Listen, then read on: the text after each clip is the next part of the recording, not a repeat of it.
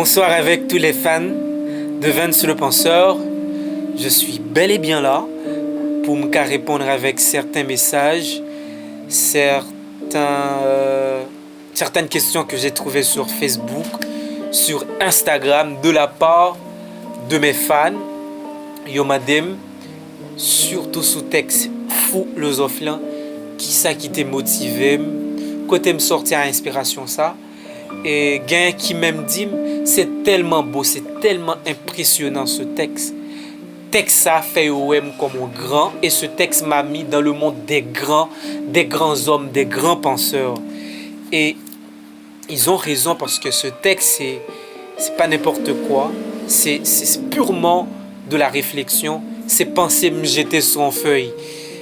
Et puis, on me dit, ce serait intéressant de faire une petite vidéo pour répondre avec certaines questions qu'ils m'ont posées.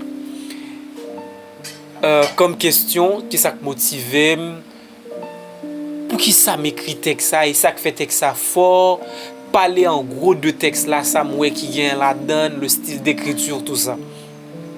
Bon, d'abord, philosophe, c'est une notion qui est originale, qui te paraît nouveau pour un pile monde et qui t'agit dans curiosité.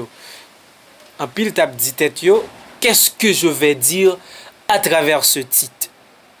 Et là, qu'est-ce que j'ai voulu faire? Je voulu faire un mariage entre la philosophie et la poésie pour expliquer une réalité. Et c'était pas vraiment facile. J'ai beaucoup réfléchi, surtout pour débuter le texte avec la philosophie, ensuite pour nuancer ça avec la poésie, après pour critiquer et pour conclure en donnant l'espoir à la génération à venir pour me dire prends demain en compte et valoriser la connaissance, rejeter l'ignorance et je crois beaucoup en l'avenir. C'était pas vraiment facile de faire un plan comme ça. Et voilà, l'idée était faite. Plan là, j'ai commencé à poser un ensemble de questions philosophiques. Certainement, beaucoup de philosophes dans l'Antiquité jusqu'à date à poser des questions. Ça, c'est des questions éternelles qui pas gain la réponse, mais qui gain une réponse. Comme qu'est-ce que l'être, qu'est-ce que l'homme, qu'est-ce que le non-être, quel est le sens de la vie. C'est des questions Anaximandre, Anaximène, Thalès déjà posées comme qu'est-ce que le bonheur. C'est des questions Épicure, réfléchis sous lui, qu'est-ce que la mort. Vous voyez, là c'est la partie philosophique. Et avec Épicure comme réponse, Épicure dit la mort c'est la cessation de toute sensation. Quand la mort est là, nous ne sommes pas là. Donc là on voit une côté philosophique du texte philosophe, parce que j'ai beaucoup questionné, j'ai parlé des notions philosophiques comme la vie, la mort, le bonheur, l'homme, etc. Des questions qui pas gain la réponse, que je ne peux même pas donner la réponse absolue.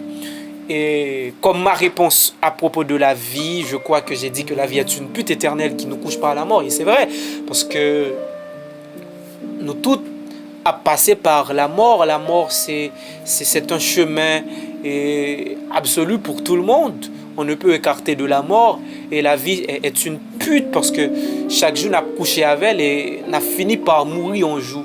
Dis au revoir à tout, dis au revoir à l'existence. Et c'est ça qui fait la beauté du texte et qui est impressionnante, qui pousse les gens à réfléchir. Et cette partie, je voulais faire quoi?